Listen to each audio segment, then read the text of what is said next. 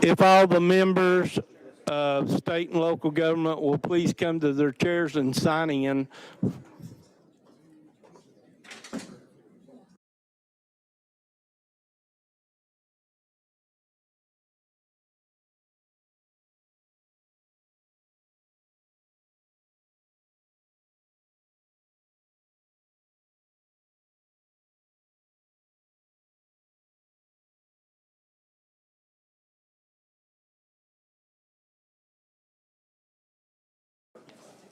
All right, members, please sign in for the voting system.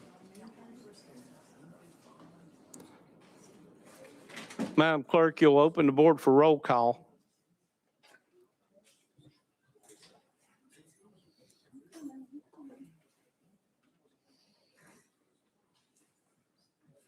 Has every member voted?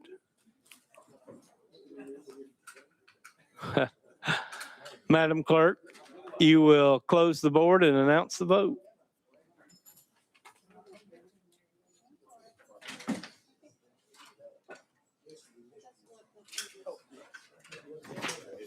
Mr. Chairman, you have 15 members present. You have a quorum. Thank you, Madam Clerk. Good afternoon. Today is Wednesday, March the 11th, 2026. I hereby call state and local government to order. Do any of the members have any personal orders before we begin? Representative Dixie, you're recognized.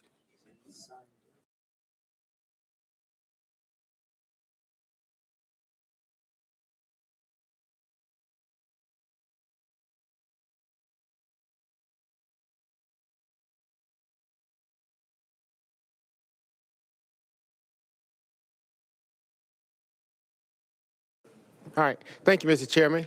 I'd like everyone to know that today is a very special day. Today is Representative Larry Miller's birthday.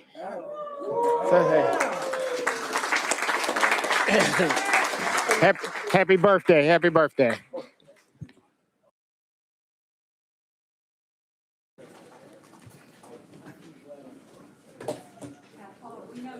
All right. Members, I'd like to recognize my sheriff from Granger County sitting back there in the back room and some of his folks, and we're glad they're here and just make them feel welcome.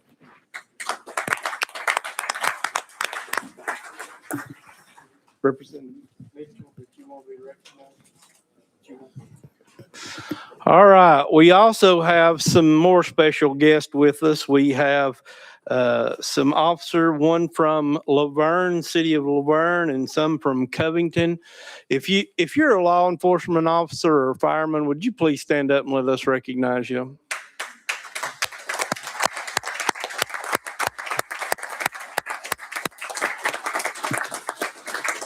Thank you so much for what you guys do. Today we have 74 items on the regular calendar. Okay. Representative Chisholm, for what purpose? It was doing welcome and honoring. Go ahead, sir. Yeah, well, when law enforcement stood up, I saw one of the best law enforcement officers in the whole state. My sheriff is here. Mr. Floyd Bonner, will you wave your hand one more time? Make him feel welcome individually. Okay, we have 74 bills on today's regular calendar and 19 bills on our consent calendar. Before we begin, I have a few housekeeping items to address. We will now take up the consent calendar. Oh, I'm sorry, I jumped ahead. House Bill 1892 and House Bill 2635 will be taken off the consent calendar. They've been bumped.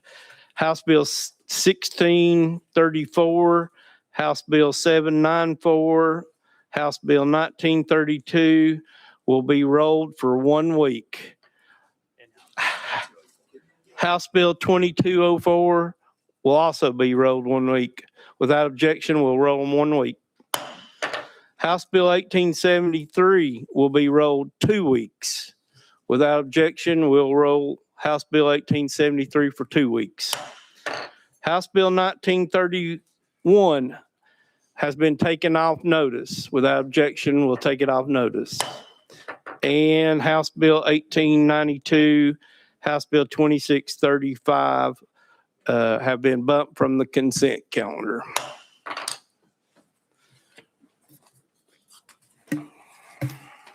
We will now take up the consent calendar. Does everybody have a copy? Does anyone wish to be recognized on the consent calendar? Seeing none, we're ready to vote.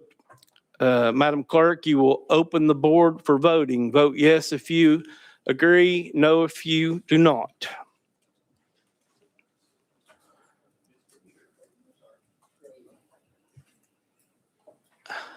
Has every member voted? Does any member wish to change their vote? Madam Clerk, close the board and announce the vote. Mr. Chairman, you have 16 ayes and 2 present not voting. The consent calendar bills will be sent to calendar and rules.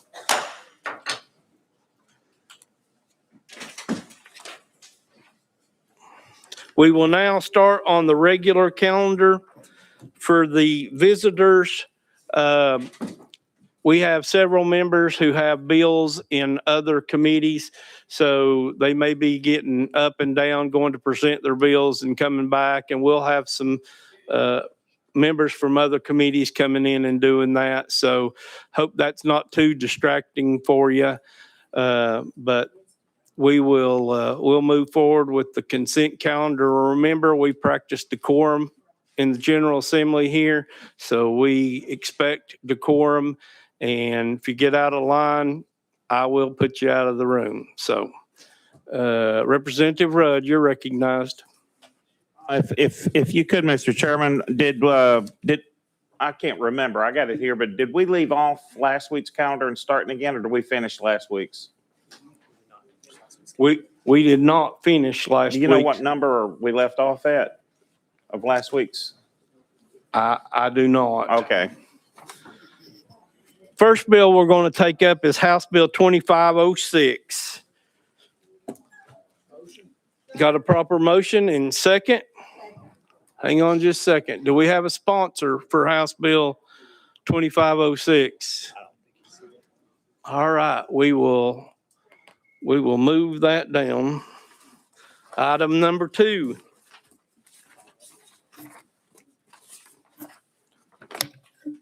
House Bill 0166 by Chairman Pro Tem Marsh.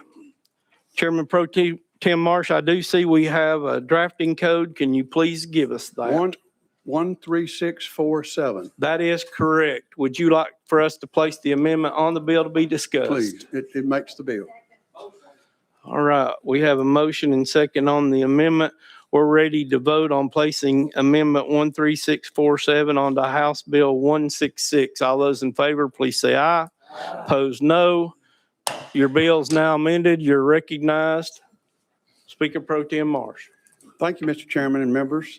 The intent of this legislation is to recognize that legislative districts in Shelby County extend to the current county boundary line between Shelby and Fayette counties, affecting Congressional District 8, Senate District 31, south of Interstate 40, Senate District 32, north of Interstate 40, and House District 99. We're just making a line correction, which should make everything right in this area. Thank you, sponsor.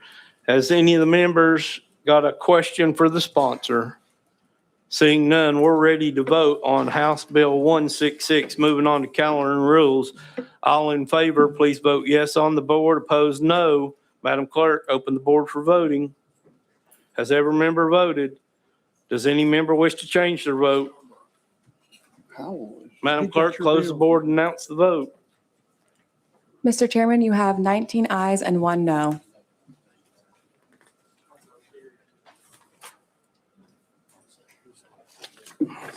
Bill moves on to calendar and rules. Thank you, Mr. Chairman.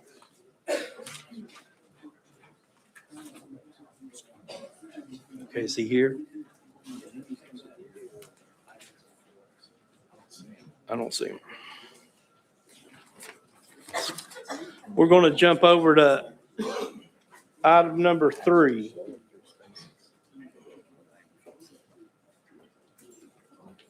Okay. Leader Lamberth's going to run that bill. So we are back to item 3, House Bill 1634. Got a proper motion and second. Leader Lamberth, you're recognized on your bill. Mr. Chairman, I can run that bill if you would like me to. I was going to roll down about 3 spaces. I think Representative Scarborough has been running that one, but I can if the chairman would like me to. It depends on how many questions we have on that one. Without objection, we'll roll it 3 spaces. Thank you, Mr. Chairman. Item number 4.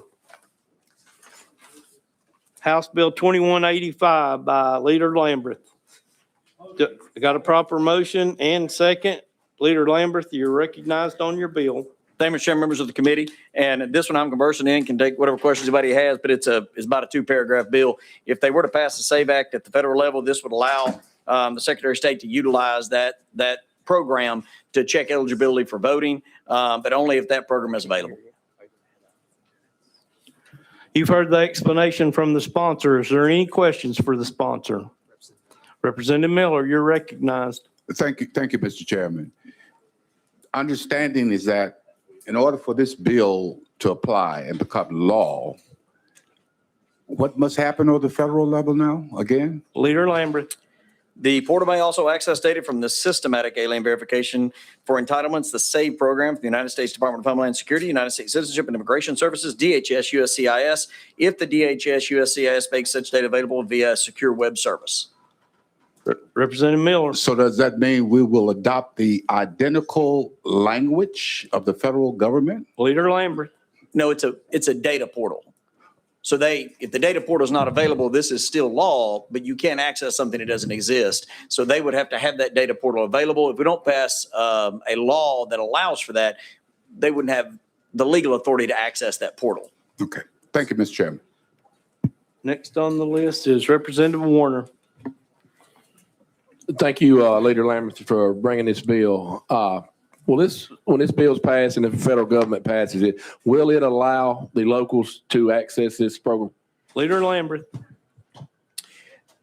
Through the Secretary of State's authority, yes. So the Secretary of State we passed a bill last year that allows the Secretary of State to coordinate with other agencies to determine if someone is a convicted felon and hadn't had their voting rights restored yet, or if they're an illegal immigrant or not a citizen, so they should not be voting in our elections. So as they work through that process, there are different federal databases that they can access. And so if they're able to, that means that would be able to be utilized. The whole goal of all of this is that those folks that should be voting are easily allowed to vote and quickly be able to be ascertained that, look, you were able to vote, go vote. And the ones that are not allowed to vote, convicted felons, again, non-U.S. citizens, others, children, for instance. My daughter's here. She's 17. She can't vote quite yet.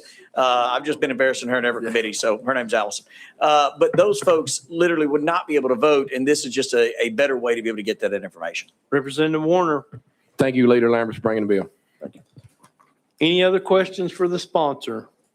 Seeing none, we're ready to vote on House Bill 2185. Moving on to calendar and rules. All those in favor, please vote yes on the board. Those opposed, no. Madam Clerk, open the board for voting. Has every member voted? Does any member wish to change their vote? Madam Clerk, you will close the board and announce the vote.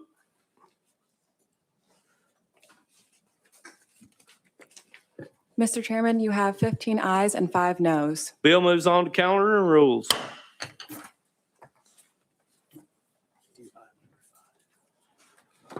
Okay, item number 5, House Bill 2186 by Leader Lamberth. Do I have a motion? No. Proper motion and second. Leader Lamberth, you're recognized on your bill.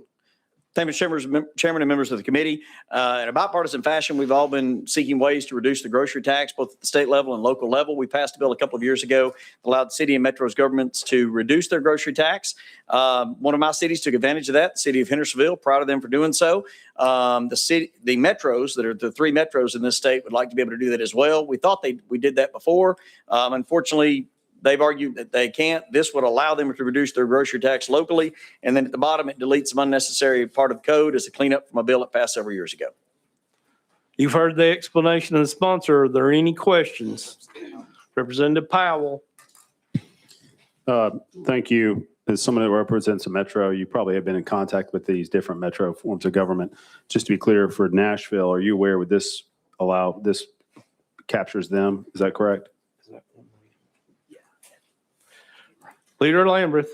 Yes, as a metro form of government, and I believe there are only 3 in the state, but it would affect any metro form of government, either now in existence or in the future, would allow them to reduce their grocery tax. That's their call. I mean, they get to make the decision on that, but it allows it. Representative Powell. I'm glad we're fixing this. Certainly hope my city will add this, especially as we see the continued rise of food and basic prices continue to increase. Thank you. Any other questions for the sponsor? Seeing none, we're ready to vote. All those in favor of House Bill 2186, moving on to Finance, Ways and Means, please vote yes on the board. Those opposed, no. Madam Clerk, open the board for voting. Has every member voted? Does any member wish to change their vote? Madam Clerk, close the board and announce the vote. Mr. Chairman, you have 19 ayes and 2 present not voting. Bill moves on to Finance, Ways and Means.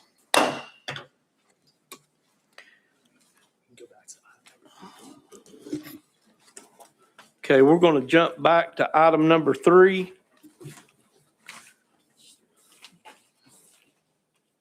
House Bill 1634. Go ahead, I'll recognize you. Mr. Chairman, I absolutely can run this bill. It's an administration bill. Representative Scarborough has run it. If anybody has any questions, we just need to roll it a couple of spaces that I can go get the binder from my office and would be happy to return and do so. If everybody's good with it and is fine passing it out, then I'm subject to the will of the chair and the committee, whatever anybody wants to do. Representative Martin. Move the previous question. Previous question's been called. We're ready to vote on House Bill 1634. Moving on to Finance, Ways and Means. All those in favor, please vote yes on the board, or hang on just a second. I do have some people signed up to speak. Is there a Tyler Cosby or Jeff Dale here? No, they're good. All right. They declined. So all those in favor of House Bill 1634, moving on to Finance, Ways and Means, please vote yes on the board. Opposed, no. Madam Clerk, open the board. Has every member voted? Does any member wish to change their vote?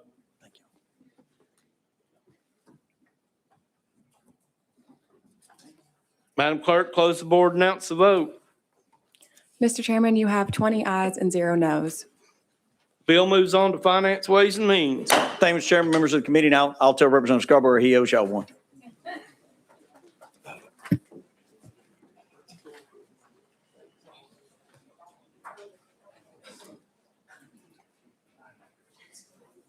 Okay, folks, we're jumping over to item 14, House Bill 1865 by Chairman Faison. Do I have a motion? Proper motion and second. Chairman Faison, you are recognized on your bill. Good afternoon, committee. Mr. Chair, so good to be with you. We have a very simple bill that will impact some of you in a good way. This is going to come as a shock to everybody sitting on this committee and the people watching, but occasionally we pass a bill that probably had some things we shouldn't put in there. I know that's a shock to y'all. 14 years ago, we passed a bill that if you lived inside of a 50-mile radius to the Capitol and you're a state representative, you don't get paid your per diem.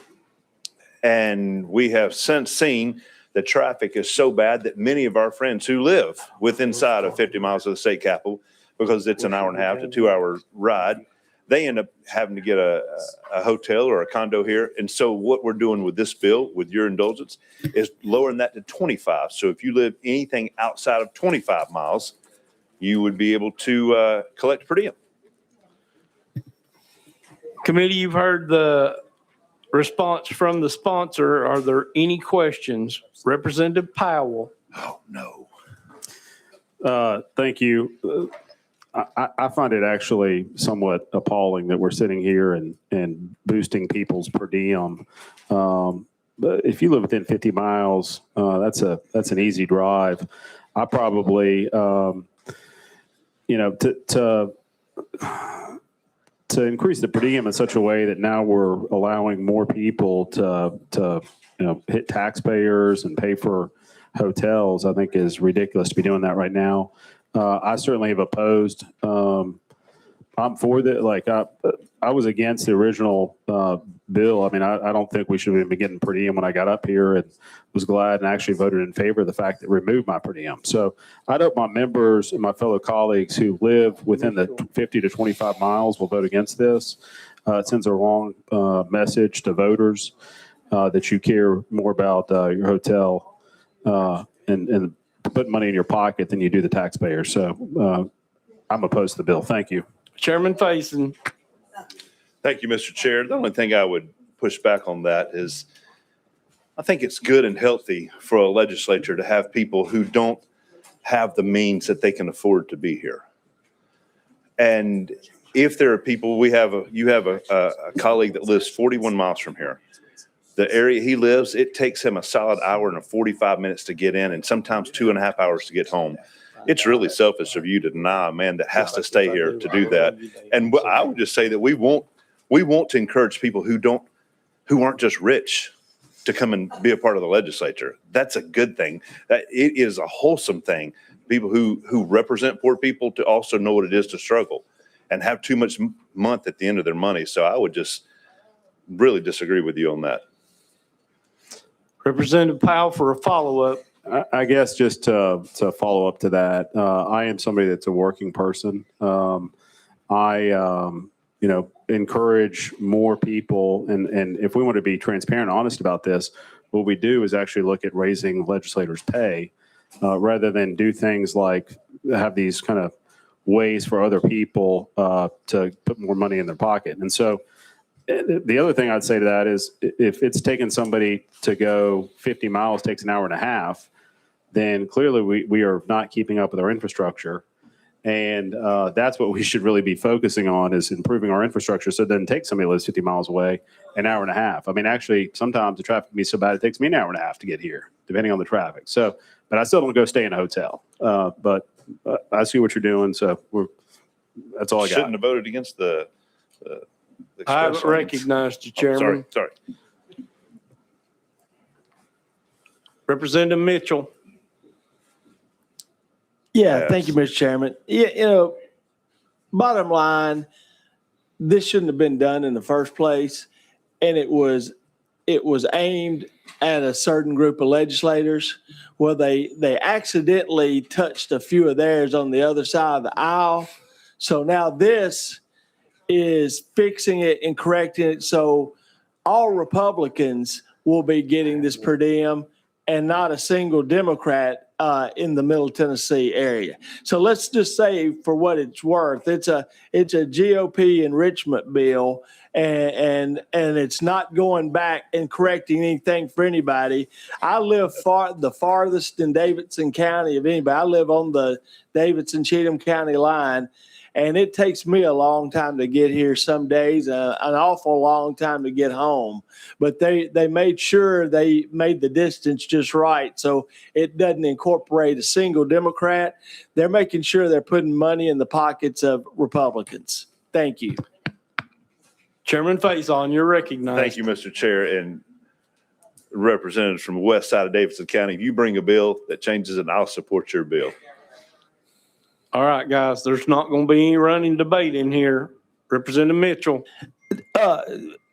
Mr. Chairman, why don't you just do the right thing? And if you want to correct this, let's just get rid of, go back to how it was and include everyone instead of just picking and choosing, sides of the aisle. If you want to correct it, let's roll this bill to the hill and go get you an amendment, bring it back in here and do the right thing. And let's make everybody in the Tennessee General Assembly equal instead of haves and have-nots. Chairman Howell, you're recognized. Thank you, Mr. Speaker. Good news. We hope to break ground on a choice lane in just a few months. hopefully that will impact the traffic situation. But I'm not impacted by this bill, but I'm going to speak in favor of it. I live 180 miles away, so it doesn't matter to me.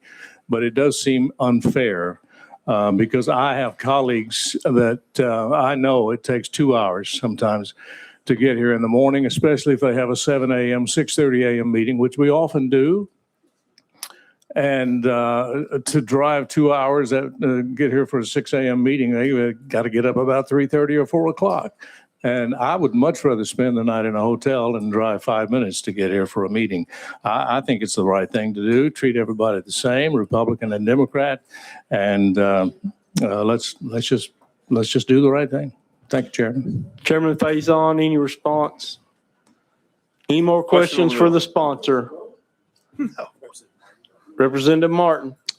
Yeah, my only comment, I appreciate what you're trying to do, Chairman Faison. I think the whole system of mileage is just not the right system. You know, if someone lived 30 miles away and it took 2 hours and they got a hotel and they turned it in, I think they ought to be reimbursed. So my problem is with our system. It's not with the 25 or 50. And maybe that was explored long before I got here, and there's a good reason why. And that's not what we're debating. We're debating this bill. But I did want to share that thought with you. Chairman Faison. Any other questions for the sponsor? Seeing none, we're ready to vote on House Bill 2506. Hang on just a second. Okay. House Bill 1865, moving on to Finance. All those in favor, please vote yes on the board. Opposed, no. Madam Clerk, open the board for voting. Has every member voted? Does any member wish to change their vote? Madam Clerk, you'll close the board and announce the vote. Mr. Chairman, you have 14 ayes, 4 noes, and 1 present not voting. Bill moves on to Finance. We're going to jump back to item number 1, House Bill 2506. And we're going to recognize Chairman Howell. We got a proper motion and second. I do see it has an amendment. Please give us your drafting code, Chairman. What I have is 14282. That is correct. Do I have a motion on the amendment? Motion. Proper motion and second. Would you like us to place the amendment on the bill for discussion? Yes, sir. Without objection, we're ready to vote on amendment 14282 going on to House Bill 2506. All those in favor, please say aye. Aye. Opposed, no. The ayes have it. Your bill is now amended. You're recognized, Chairman Howell. Thank you, Mr. Chairman. Members, the goal of this bill is to protect the personal safety of state, local, and federal law enforcement officers who are involved in immigration enforcement. As we know, and we've seen in the news, officers enforcing immigration laws often face increased risk of harassment, threats, and targeted violence. We've seen that recently in another state. What this bill does is requires that the names, home addresses, and contact information and other identifying personal information, details of federal, state, and local officers involved in immigration enforcement remains confidential. It requires that specific details about future immigration enforcement operations include dates and times, locations, logistics, and their strategies shall remain confidential. With that, Mr. Speaker, or Mr. Chairman, I renew my motion. Do we have those that are willing to speak? Questions of the sponsor? Representative Powell. Thank you. And I just want to make sure we didn't have everybody speak, but I did have some questions for the sponsor. So my concern here is, okay, can I speak then? I think somebody was on the list to speak. Yeah. Okay. Can I come back after we let somebody speak, Mr. Chairman? Okay, thank you. Okay. Well, what has occurred is the questioning of the sponsor will be held in abeyance for just a minute. We have someone registered to come and give testimony. Ashley Warbington. If we're out of session for testimony. Ashley Warbington, you give your name, please, and you have 3 minutes. Is this on? Thank you. My name is Ashley Warbington, and I am here in opposition of HB 2506. We heard in subcommittee that this bill is about officer safety, operational integrity, and public trust. But shielding the identities of immigration agents does the opposite. Public trust requires transparency and accountability. Federal immigration officers are already expected to identify themselves as law enforcement when making an arrest. Yet in our communities, we have repeatedly seen agents operating in plain clothes, wearing masks, and refusing to identify themselves. We have also repeatedly witnessed enforcement actions that raise serious legal concerns. I have personally seen agents speeding through neighborhoods, conducting aggressive vehicle maneuvers in populated areas, and creating dangerous conditions for everyone on the road. I have seen car windows broken to pull someone out of a vehicle on their way to work, someone who had a U visa and an open immigration case and was actively participating in the legal process. We heard in subcommittee that all law enforcement officers must follow the law. I agree, but when agents operate without visible identification and their identities are shielded from the public, accountability becomes nearly impossible. Senator Speaker Johnson has argued that people posting videos online puts officers at risk. But documenting law enforcement activity has long been recognized as a protected First Amendment activity. Filming police protects both the public and officers by providing an objective record of what actually happened. If we begin restricting the ability to identify or document law enforcement officers, where does it stop? Does this mean that we will say people cannot record these encounters at all? We recently learned about the details of a joint operation between the Tennessee Highway Patrol and ICE because of an investigative reporting based on THP body and dash camera footage. That footage showed what actually happened during those traffic stops and allowed the public to evaluate the conduct of the operation. But ICE does not wear body cameras. The only reason the public had any window into that operation at all was because a state trooper was present and required to record the encounter. Transparency is not a threat to public safety. It is one of the foundations of it. If the goal is truly public trust, then we should be strengthening accountability and visibility in law enforcement, not weakening it. Thank you. Warmington. Are there questions of our guest? Representative Powell. So thank you. My question is, I know, can you speak to more about the importance of groups that are able to witness these actions occur? And, I'm very grateful to have a lot of these different groups that are very active in my community that are, capturing some of these moments, these horrific moments. And, oftentimes people are taken and families not notified. Before you know it, they're already in another state. So can you speak to the kind of different actions that people take that they're protected by these constitutional rights that we have to record, and how you have concerns with this bill and how that's going to change that? Ms. Warmington.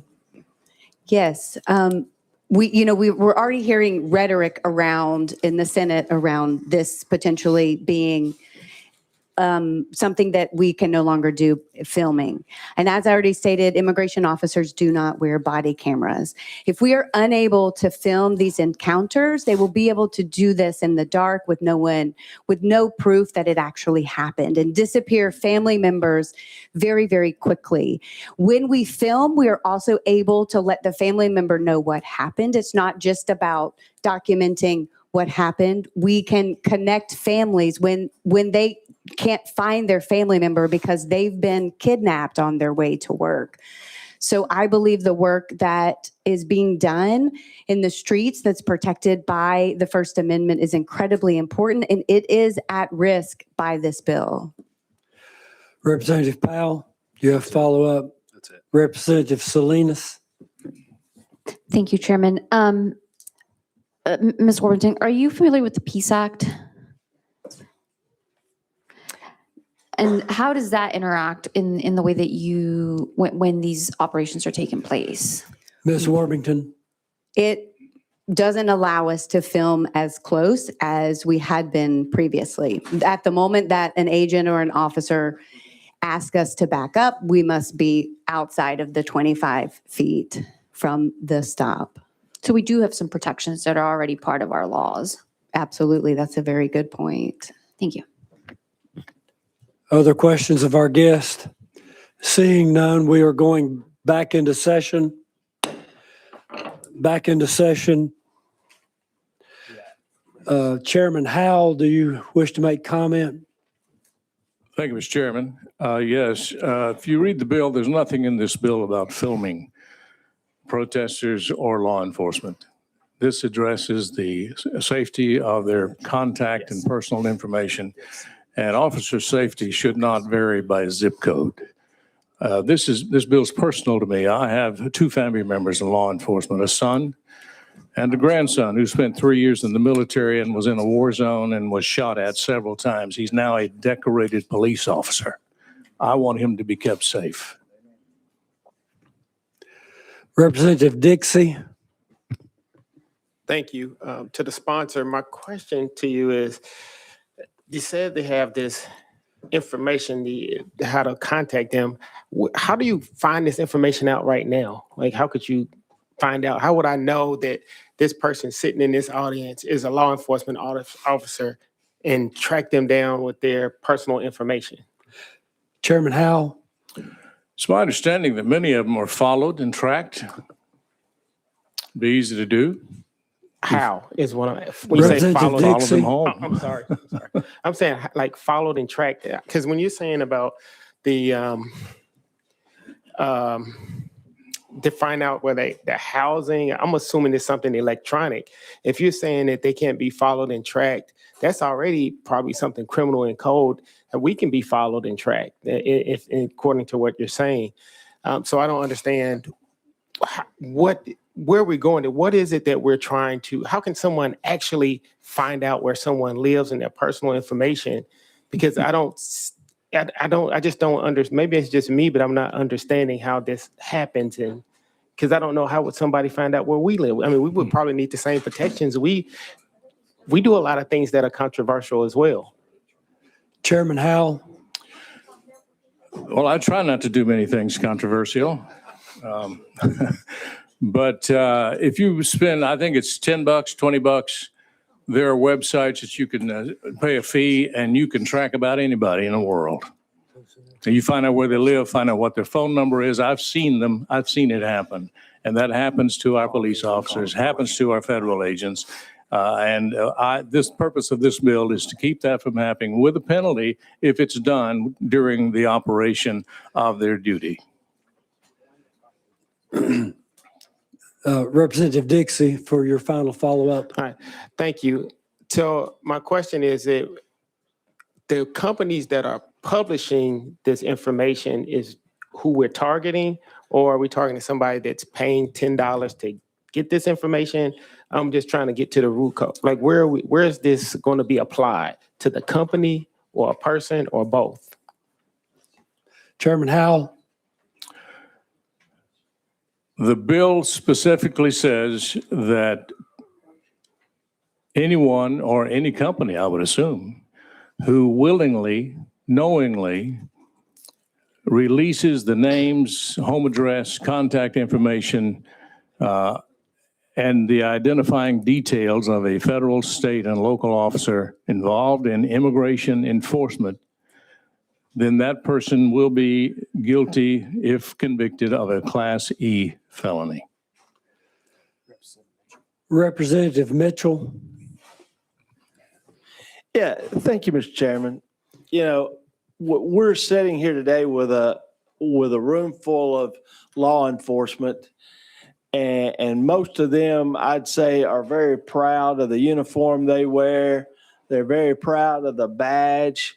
And most of them have a badge number. And, you know, for most of our lives, we've been told, you know, you have the right to ask the officer's badge number and name. But, you know, we seem to be going into a different kind of society now. You know, on most of their police vehicles, I think it says to protect and serve. And that's what these guys do. That's what they're supposed to do. And you know, I had a grandfather who was sheriff of Dixon County, and I like to think that's what he did when he served the people of Dixon County. But, you know, when we see law enforcement in this country kicking and knocking a man down on the street because he was coming to the aid of a woman, and then unloading their handguns on this unarmed man, may have been armed, but he didn't have it in his hands. But, you know, in this state, going armed is not illegal either. You know, when we see a woman who tries to get away from people and mass people shoot her in the head and in the back of the head as she's trying to get away, you know, I think we ought to know who these people are, because they don't have the type of training necessary that these guys out here. None of those people who in those instances could have been one of these guys in this audience, because they don't have the same type training that these guys have got. So, I mean, when we get to the point that we're hiding these people's identities, and you know, and we're getting in a society where it's okay to pick up people off the street and take them to an undisclosed location and not tell their family or their attorney or anyone else, it's beyond a slippery slope. We went to another type of society, another type of government, which I don't think any of us signed up for. So, you know, right now it's citizens zero. These out of control officers who don't represent most of society too. You know, there's been 2 deaths of citizens, and I don't know of any deaths of these people. So I think I'm gonna side on the side of protecting citizens, since they're down 2 lives, and these guys aren't. You know, it's really, really concerning. I'm going to side with protecting police officers, qualified, trained, professional police officers every time. I'm looking at a lot of them right now. But the ones I've seen that have been conducting things that are out of the norm and out of standard procedures, that most of these guys doing some of the things I've seen on video would be fired. So I'm not going to protect people. And I think maybe even this administration is finally, since, you know, their dog killer in chief, they just fired and replaced her. You know, I don't think we ought to be going down this road. Most police officers are proud of their job. They're proud to say they're a police officer, and I don't think they fear their name or their face being shown. Thank you. Chairman Howell. Thank you, Mr. Chairman. This bill simply mirrors what's already in the law in Tennessee concerning confidentiality provisions that already exist. For example, undercover agents. There's laws that exist to protect their identity. That's what this bill is doing for federal, state, and local law enforcement officers. Again, officer safety should not vary by zip code. There is nothing in this bill that restricts the lawful misconduct investigations of an officer who does something he shouldn't be doing, or he or her. This bill does nothing to remove accountability for a law enforcement officer who violates his or her oath of office.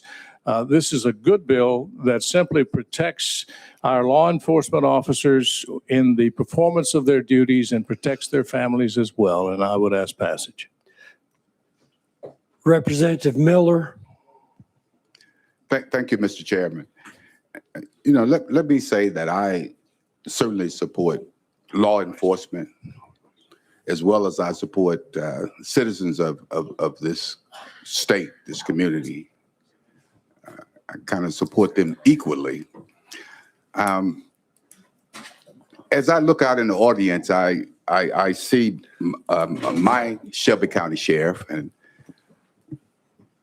which is a very public and individual. I would imagine everybody in Shelby County, probably part of the state, know exactly who he is and where he lives. And as long as I've known him, I've never gotten an impression from him that he was afraid that he was being tracked and targeted by the citizens of Shelby County. Not one time have I gotten that impression from him. But all of my life in Shelby County, I felt protected as a citizen. This whole idea. I'm sorry, Representative Miller. Please continue. I'm going to get to a question, and a very quick question. Reading part of the language, Chairman Howell, it says that a local government official who's acting with criminal negligence releases information in violation of subsection A commits a Class E felony. Could you explain to me exactly what that I think the is language, entailing? excuse me. Chairman Howell. I think the language is pretty clear. I think it says what it means and means what it says. Representative Miller. Okay, let's go over this again. Any local government official, for an example, you take a city mayor, county mayor, anywhere in this state, if they decide to, what kind of information, you've already concluded that they're committing a criminal negligence. So what would that criminal negligence entail? We're talking about elected officials here. Does that include me as a city representative?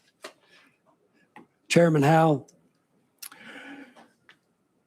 Well, again, the bill is pretty clear. The things that are protected are the names, home addresses, and contact information of federal, state, and local law enforcement officers.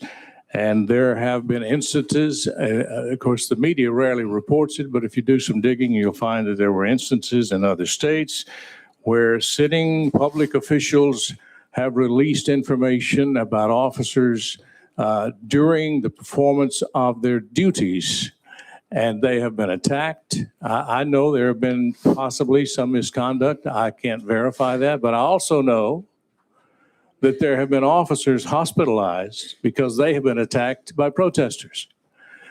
So I am opposed to violent protesters. I support protests. And what this bill simply says, names, addresses, and contact information will remain confidential. And if you're a public official and you release that when a law enforcement officer is in the performance of his duties, you can be charged with a Class E felony. That's pretty clear. Chairman Martin. I move the previous question. Do I see three hands? I see several hands on the board voting.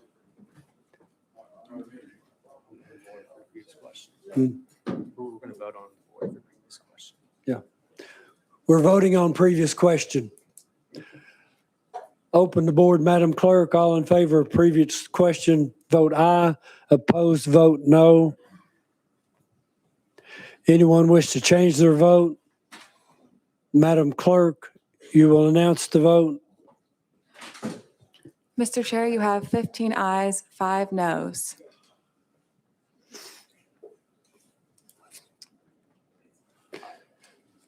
the previous question prevails. Are we going to recognize anyone or we're going to vote on the question? We're, yeah. We're moving on with the vote on. What are we on? This is House Bill 2506 as amended. All in favor say, it's on the board. Madam Clerk, open the board. All in favor, vote yes. Opposed, no.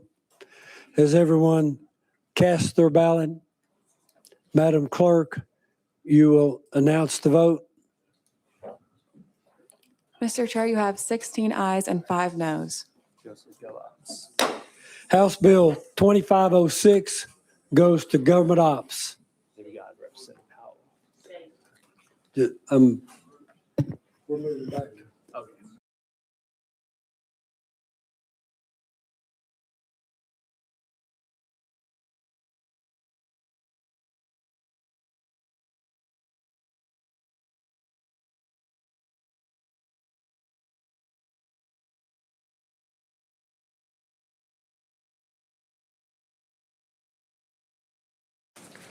Representative Powell, for what reason? The point of order, Mr. Chairman, so. Go ahead I'm with just your trying to point understand of how the order. committee works, and maybe I could address this to the vice chairman. I have great respect for him. I know he listens to me a lot, lets me speak, but I had my hand raised to speak at the beginning of, and I was the first person called upon. I asked if we were going to hear a witness, but I said, when the witness finishes, I would like to speak, and I was the first person to speak. The witness spoke. No one ever came back to me, but I was the first person to speak. So that's exactly what happened. I have more people in my district that were impacted by that bill than anybody else in here. And I didn't get to speak, and it's a very important bill to me. And so I would just ask my colleagues to please respect, if somebody wants to speak, that we uphold the committee process. I've always upheld the committee process. I think anybody in here disagrees with me a lot, but they've never seen me disrupt or not follow the committee process. So that's my point of order. I don't know, but I feel like if someone has to raise their hand to recognize to speak, they should retain the floor to speak.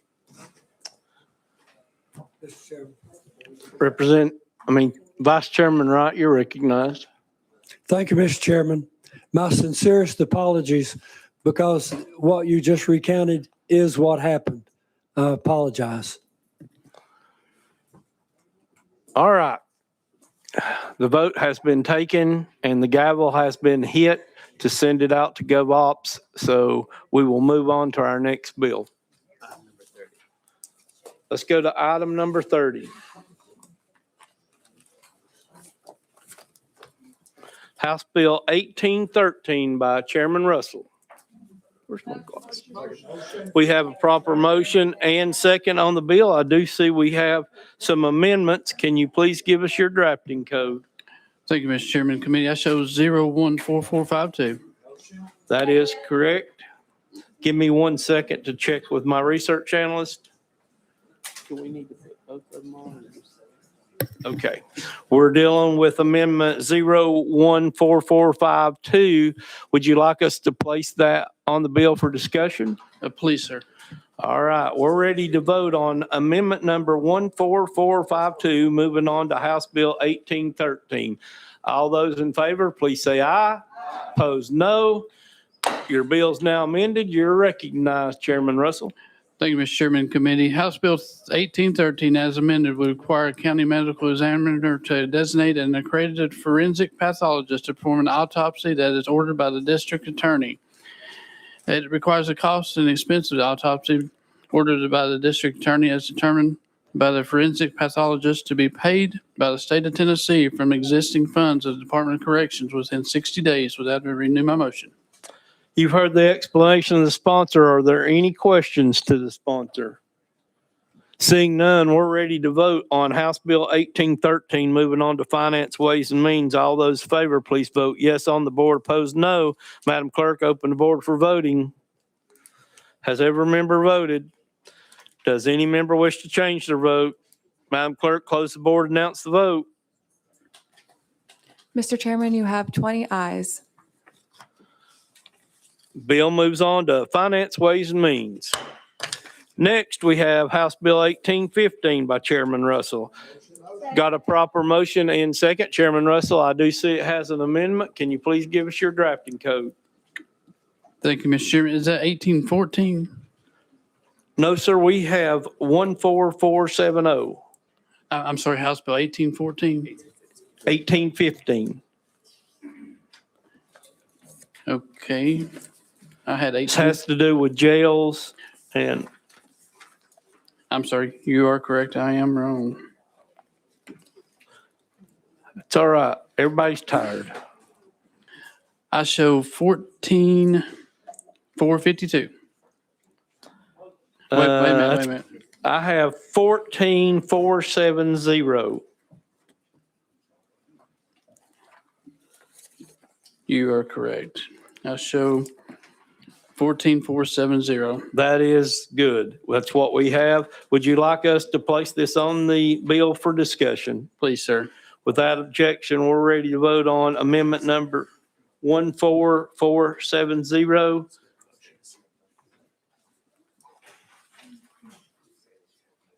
I have a motion and a second to place this on House Bill 1815. All those in favor, please say aye. Opposed, no. 1815 is now amended. You're recognized on your amended bill, Chairman. Thank you, Mr. Chairman. Committee. House Bill 1815, as amended, authorizes the operator of a jail to refuse an arrestee if they have not received obvious required medical attention, requires the arresting agency, if a jail refuses to accept the arrestee, to have them evaluated by a healthcare provider, requires the jail to accept the arrestee if the medical provider releases them. With that, I renew my motion. You've heard discussion of the sponsor. Is there any questions for the sponsor? Seeing none, we're ready to vote on House Bill 1815. Moving on to calendar and rules. All those in favor, please vote yes on the board. Opposed, no. Madam Clerk, open the board for voting. Has every member voted? Does any member wish to change their vote? Madam Clerk, close the board, announce the vote. Mr. Chairman, you have 22 ayes and 0 noes. Bill moves on to calendar and rules. Item 32, House Bill 1820.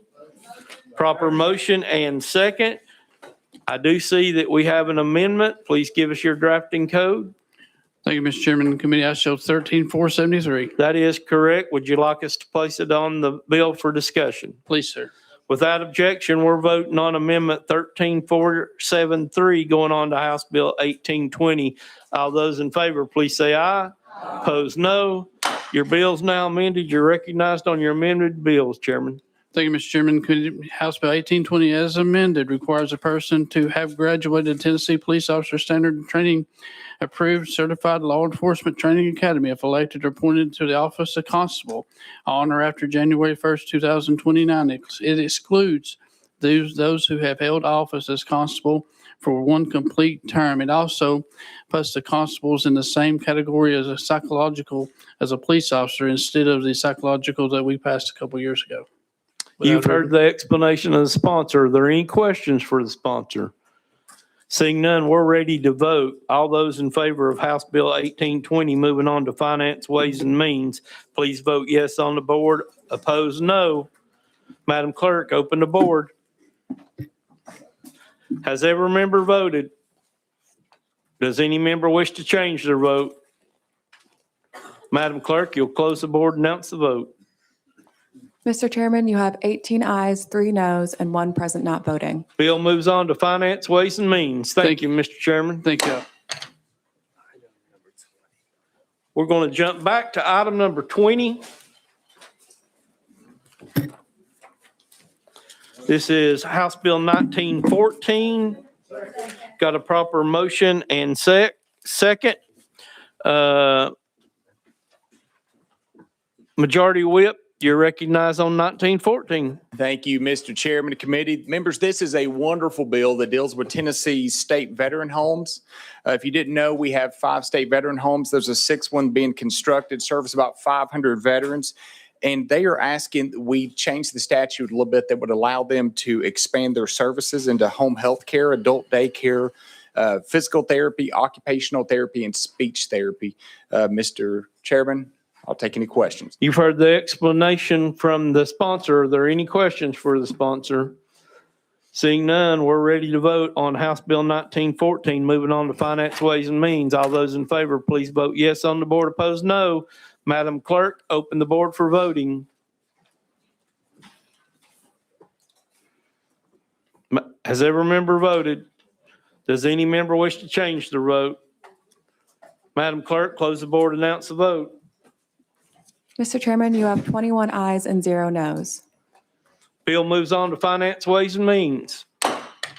Next is House Bill 2111. Got a proper motion and second. Majority Whip, I do see that we have a amendment. Can you please give us your drafting code? Yes, Mr. Chairman, that's drafting code 014374. That is correct. Would you like us to place that amendment on the bill for discussion? Yes, please. We do have a proper motion and second on the amendment. We're ready to place it on to House Bill 2111. All those in favor, please say aye. Opposed, no. Bill's now amended. You're recognized on your amended bill. Thank you, Mr. Chairman. Committee members, House Bill 2111 would create a state family advisory board comprised of 9 members that would liaise between families of incarcerated people and the Department of Corrections. There would be 9 members. They would be divided among the 3 grand divisions. 3 would be appointed by the governor, 3 by the Speaker of the House, 3 by the Lieutenant Governor. They would have staggered appointments, serving 3-year terms. And the main thing is just to kind of advocate for incarcerated individuals, answer questions, and work with the Department of Corrections on those issues. Mr. Chairman, I will take any questions. You've heard the explanations from the whip. Are there any questions? Representative Salinas. Thank you. I really find your bill really interesting. And I think sometimes people that are, their voice, the people that are using these services or have family members that are in these services isn't communicated. Do I have it correct that in order to qualify for the appointment, you have to have a family member in one of the facilities or have been in the facilities, something like that? Majority Whip, you're recognized. That is correct. Okay. Representative Salinas for follow-up. Is there a time, like in the last 3 years, or how are you addressing that? Like a family member within the last 5 years? Because if you have somebody that's, was there 10 years ago, it's not as useful as you have someone that was recently there and understands the process of what's happening in these facilities. Whip, you're recognized. Yeah, they would be family members of currently incarcerated individuals. Oh, so it has to be currently. Representative Salinas, you're recognized. Sorry, I did not do that on purpose. Currently. Okay, good. Thank you for clarifying that. Any other questions for the sponsor? Representative Dixie. For clarification, this board is independent of TDLC, correct? Whip. Thank you, Mr. Chairman. I'm glad you asked that. It actually is independent. Yes. Thank you. Thank you, sir. Representative Warner. Thank you, Mr. Chairman. Thank you, sponsor, for the bill. I see this has a fiscal note on it. What would that be for? Mr. Whip. Just the cost of the board per diem, just the limited personnel to be associated with it. It put one on there when we brought it out from the Department of Corrections. Yeah.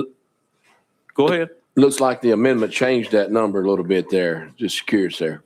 Whip. Yes, that's what happened. It was originally it was drafted to be under the Department of Corrections, and then it was just, we decided that it made sense for it to be separate from Department of Corrections. Follow up, Mr. Warner. I'm good. Thank you, sir. Okay. Any other questions for the sponsor? Seeing none, we're ready to vote on House Bill 2111, moving on to Finance, Ways and Means. All those in favor, please vote yes on the board. Opposed, no. Madam Clerk, open the board for voting. Has every member voted? Does any member wish to change their vote? Madam Clerk, close the board, announce the vote. Mr. Chairman, you have 22 ayes and 0 noes. Bill moves on to Finance, Ways and Means. Thank you, Mr. Chairman, and committee. You're welcome. All right, we're going to item 56. Colleagues, I do see several of you down there. I'm going to try my best to get you. I've got to take care of Representative Powers here because he's got to go present in another committee. So I'll work toward getting him. Item 56, House Bill 1464 by Representative Powers. We got a proper motion. I do see we have an amendment. Chairman Powers, please give us the drafting code you would like to use. Thank you, Mr. Chairman. Yes, the amendment number I need to use is 013794 that rewrites the bill. Got a proper motion and second on the amendment. Let me check something with my research analyst. Okay, we are good to go with that amendment number. Would you like us to place the amendment on the bill for discussion? Please. Without objection, we're now voting on amendment 013794, going on to House Bill 1464. All those in favor, please say aye. Opposed, no. Bill's now amended. You're recognized on your amended bill. Thank you, Mr. Chairman. The amendment not only rewrites the bill, but it also names it the Chance Carlton Act. Most of the time, our electrical linemen are the very first responders, and anytime there are storms or power interruptions, day or night, weekends or holidays, 24/7, 365, without fail, the linemen are always there to restore power and maintain the most important element of our culture. Tennessee Code 7-51-210 provides compensation for death of first responders in the line of duty due to the danger of their occupation. The statute requires the estate of the first responder to receive a $250,000 annuity over 5 years as a payment. This bill would include electrical linemen as first responders. And we have a witness here today to testify, Samantha Carlton, whose husband was a lineman and one of those who lost his life last year while trying to serve others. At that time, I'd like to have her come and testify to the committee. Mrs. Carlton, are you with us? Come on up to the table. Without objection, we're going to go out of session and we'll hear from Ms. Carlton. Please give us your name, who you're with, and you'll have 3 minutes. My name is Samantha Carlton. I'm with Mr. Powers. I want to say thank you for allowing me to speak today. I'm here as a wife, a mother, and as the woman who kissed my husband goodbye for the last time when he walked out of our door.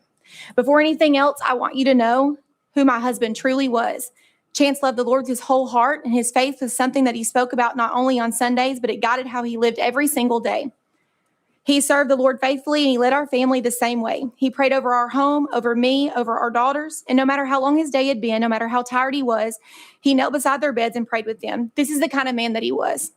Chance was not just a lineman. He was the husband who never left out saying, "I love you." And when storms rolled in and most families ran inside to safety, Chance answered his call, left his family, and walked straight into danger. He did it without complaint because he believed that restoring power meant restoring comfort, safety, and life to his community. The empty boots by our door will never be filled again. There are birthdays, graduations, and simple ordinary evenings that will forever have an empty chair at the table that no one can replace. Our loss is permanent. The night we lost him, he was doing what he had done so many times before, working in the dark in dangerous conditions so that other families could have their electricity back on. He didn't see himself as a hero. He saw it as his job. But to our children, he was everything. And now when the power goes out and the wind blows, they don't just think about the storms. They think about the night that their daddy didn't come home. Chance died serving the people of Tennessee last April. Yet under current law, linemen are not recognized as first responders. The danger does not wait for a declaration. The risks do not only exist when headlines are written and power outages make the news, as we saw this past January. Linemen face high voltage, predictable weather, and life-threatening conditions every single day in their trucks to maintain the infrastructure of our state. They are sacrificing their safety every time they go to work, often clearing scenes of live hot wire to allow law enforcement, EMS, and fire to respond safely. They should be recognized as first responders every day and not just when a state of emergency is declared and they're needed. I'm not sitting here today for myself, and I'm sitting here for the wives who may one day get the same knock on their door, and I'm sitting here for the families who could tragically find themselves in my shoes. In the last 8 years, Tennessee has lost 5 linemen that I'm aware of. These men were from Carroll, Granger, Coffee counties, and right here in Nashville. You can make sure that when another family watches their lineman leave in the middle of a storm, they know that if the unthinkable happens, the state of Tennessee will recognize their service and stand behind their families. You can make sure that their sacrifices are not overlooked and that their loss is met with the dignity and support it deserves. Chance believed in hard work, he believed in service, and he believed in taking care of his community. Today, I'm asking you to take care of the families who are left behind when that service cost them everything. Please pass this bill. Thank you. Thank you, Mrs. Carlton, for coming and sharing your story with us today and the bravery that you have. Thank you. And we know that had to be tough, but we got great men out there every day that's doing this job. And I agree 100%. They're heroes. They Thank you. truly are heroes. Thank you. Does any of the members have any questions for our witness, Representative Powell? Thank you, Mr. Chairman. I just want to say again, echo some of the chairman's comments. I really appreciate you being here. My brother-in-law is actually a lineman in another state. And maybe I just want to ask a quick question to the sponsor of the bill.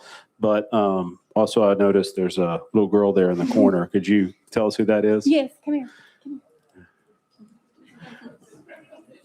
This is mine and Chance's oldest daughter, Landry Carlton. Say hey.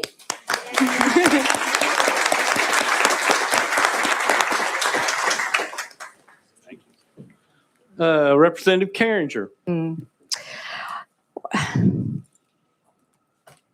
I just want to say thank you for being here, and you are absolutely right. And everybody on this committee should have their green lights on.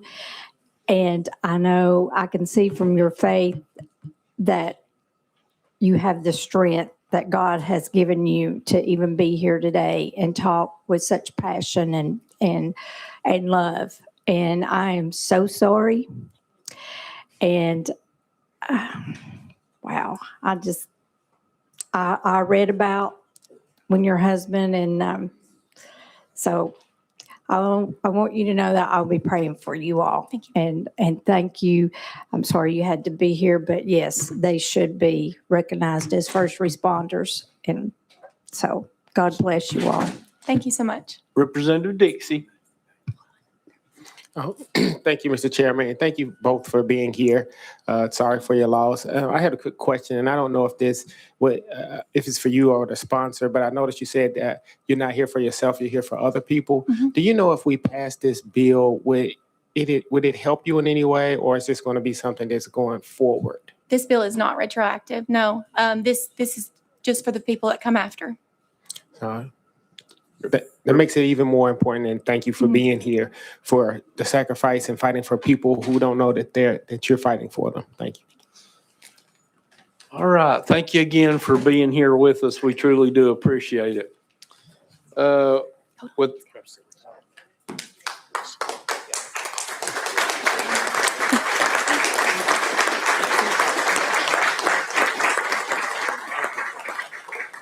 Without objection, we'll now go back into session, and I will recognize Representative Powell. Thank you. And again, I appreciate the sponsor bringing this bill. I'd love to sign on to it.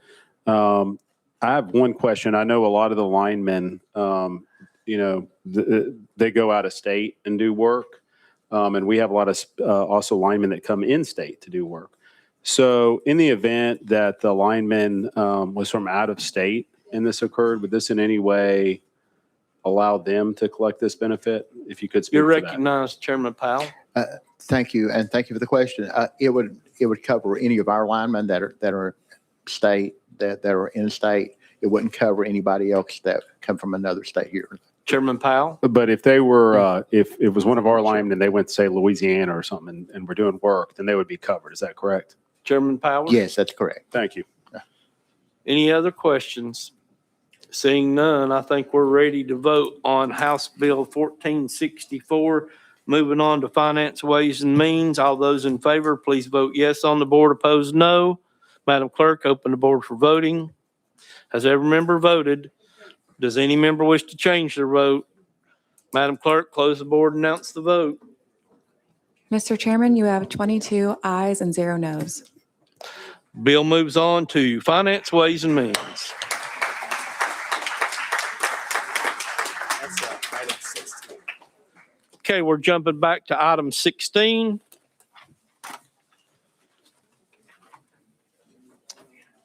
This is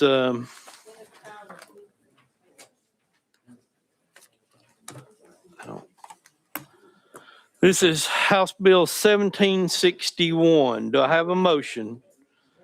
Got a proper motion and second, and there's no amendments on the bill, so Representative Gant, you're recognized on your bill. Thank you, Chairman and committee. I'll be brief.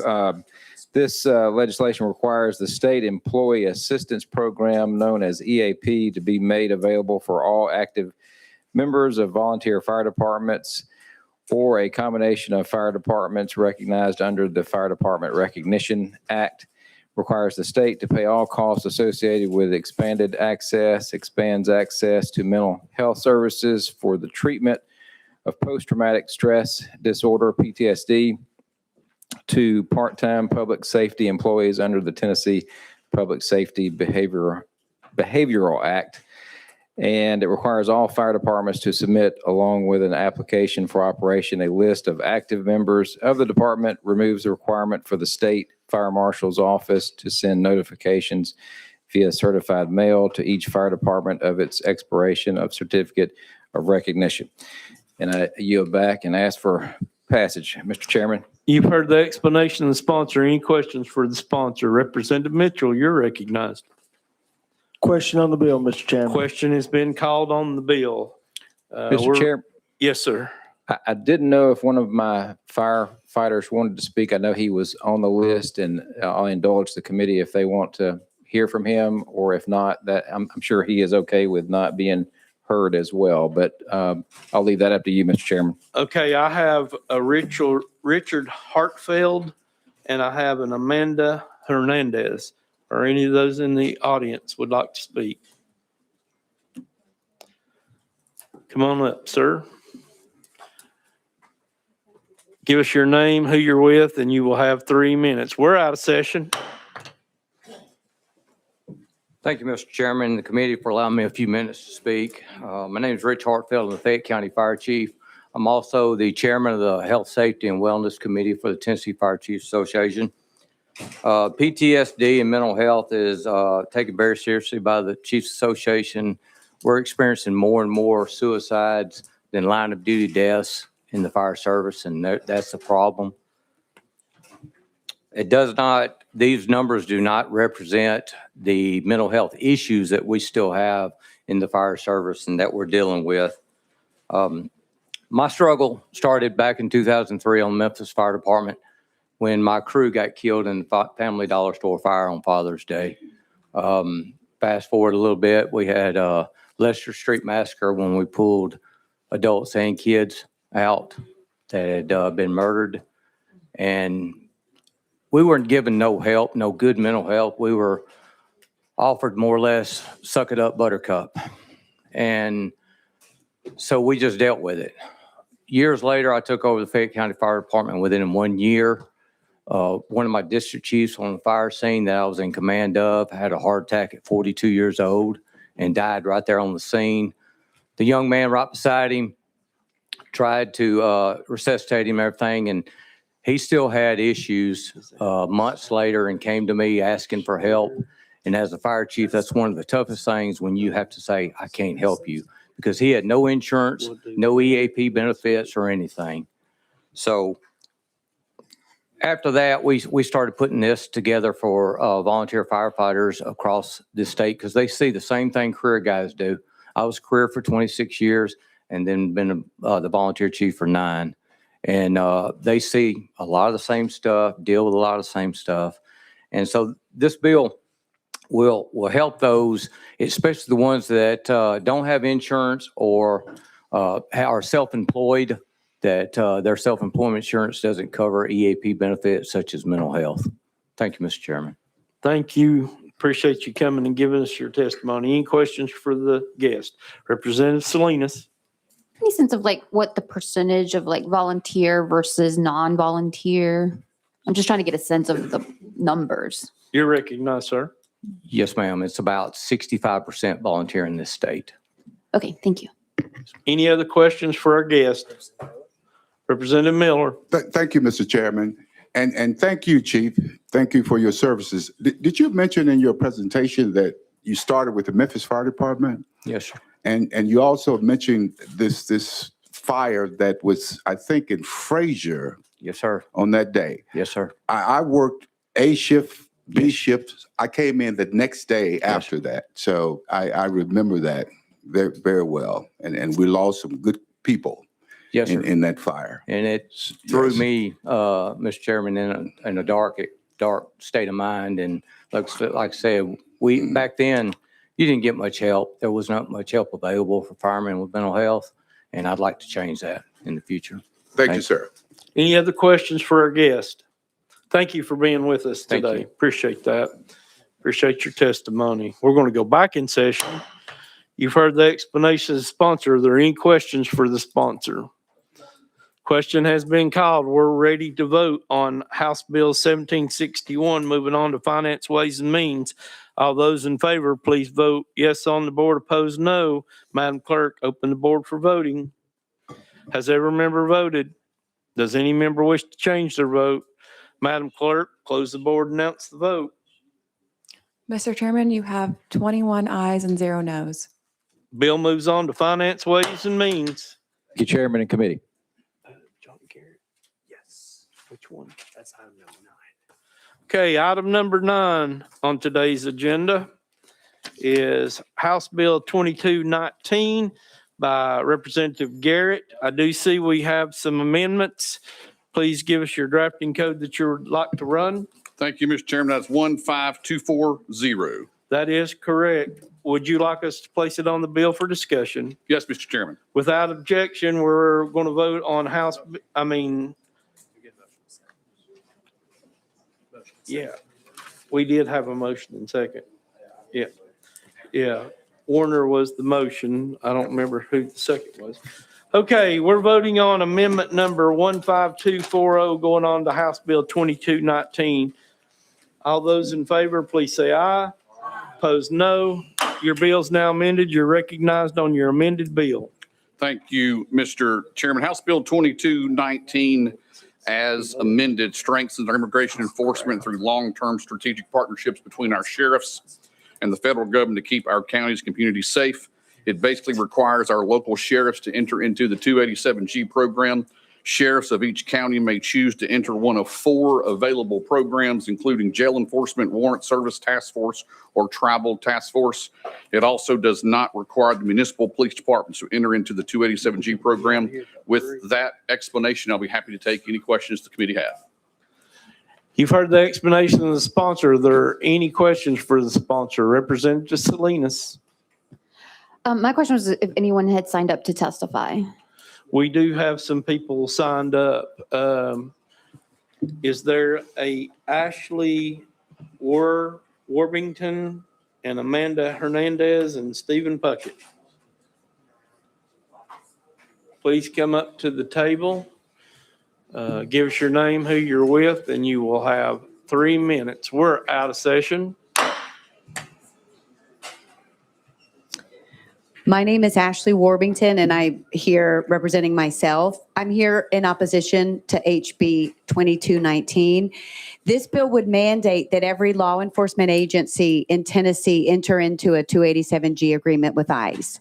It goes even further by allowing the state to withhold funding from agencies that do not comply, effectively forcing local departments into a federal immigration enforcement role, whether it serves their communities or not. We are told that this is about safety, but real public safety requires reliable data, fiscal responsibility, and policies proven to work.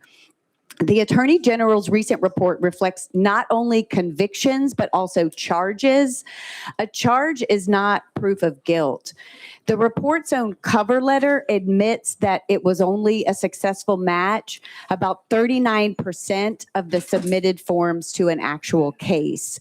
The data relies solely on the PC 1008 form, essentially officer self-reporting, to identify immigration status at the time of arrest. The report acknowledges that some citations may have actually been included, that some charges were never filed, and that there is potential for double counting. Even within the report, the majority of listed offenses are traffic-related violations, not violent crimes. Additionally, an open records request seeking training and guidance information related to the PC 1008 form produced no responsive documents.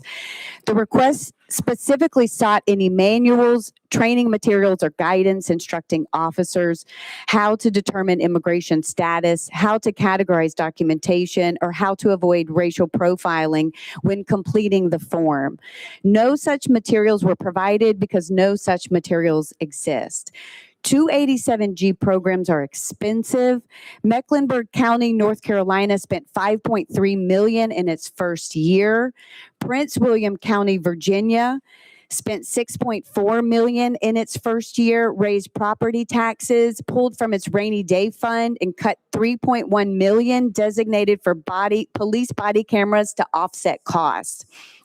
Even with a $5 million grant in Tennessee, that funding will not sustain long-term personnel, training, detention, logistics, etc. Every dollar spent on mandatory immigration enforcement is a dollar not invested in proven safety strategies. Finally, I want to speak from personal observation. As I mentioned earlier in previous testimony, I have witnessed joint enforcement operations where highway patrol and agents sped through populated areas, conducted aggressive vehicle maneuvers, created dangerous traffic conditions. I've observed property damage. I've witnessed stops that appeared to target individuals based on race or ethnicity. I've seen community members threatened for simply filming the encounters. Public safety should mean stability, accountability, and trust. It should mean families feel safe calling 911, and officers are focused on violent crime, not civil immigration enforcement. Thank Madam you. Worthington, we are up against a hard, you're over your 3 minutes. Oh, I'm finished. But we are up against, we've got another committee coming in. So we will take up this bill the next time we get together. All the remaining bills that we didn't get to will be rolled. So I apologize. I really thought we could get them in, but we didn't. So hate for y'all to have to come back, but if you could, we'd appreciate it. Thank you. Representative Salinas. Will they have to sign up again to Yes. testify? Yes, ma'am. Okay, I just want to get that clear. Thank you guys for being here today. Our audience, you guys were awesome. We didn't have any problems, and I appreciate your decor. All bills will be rolled to next week. I'm gonna see you throw some sheriffs out.